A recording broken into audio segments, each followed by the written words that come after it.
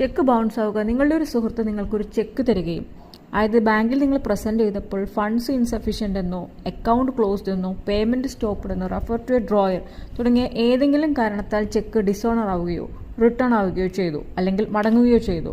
അങ്ങനെ ബാങ്കിൽ നിന്നും നിങ്ങൾക്കൊരു ഡിസോണർ മെമ്മോ ലഭിച്ചുവോ? അങ്ങനെയെങ്കിൽ എന്താണ് നിയമപരമായി നിങ്ങൾക്ക് ചെയ്യാവുന്നത്? ചെക്ക് മടങ്ങിയതിന് 30 ദിവസത്തിനുള്ളിൽ തന്നെ നിങ്ങൾക്കൊരു വക്കീലിനെ കണ്ട് ലീഗൽ നോട്ടീസ് അയക്കാവുന്നതാണ്. നെഗോഷ്യബിൾ ഇൻസ്ട്രുമെൻ്റ് ആക്ട് അനുസരിച്ച് ലീഗൽ നോട്ടീസ് അഥവാ ലോയർ നോട്ടീസ് ചെക്ക് എമൗണ്ട് അടയ്ക്കുവാൻ നിങ്ങൾക്ക് സുഹൃത്തിനോട് ആവശ്യപ്പെടാം. നോട്ടീസിൽ ചെക്കിൻ്റെ details, amount, bank memo, dishonour date ഇവയെല്ലാം വ്യക്തമാക്കുകയും വേണം. നിങ്ങൾ ഇങ്ങനെ അയക്കുന്ന ലീഗൽ നോട്ടീസ് സുഹൃത്തിന് കിട്ടി 15 ദിവസത്തിനകം അദ്ദേഹം പേയ്മെൻറ്റ് ചെയ്തില്ല എങ്കിൽ ക്രിമിനൽ കംപ്ലൈൻ്റായി നിങ്ങൾക്ക് മുന്നോട്ട് പോകാവുന്നതാണ്. ചെക്ക് ബൗൺസ് കേസായി കേസ് ഫയലാക്കാവുന്നതുമാണ്.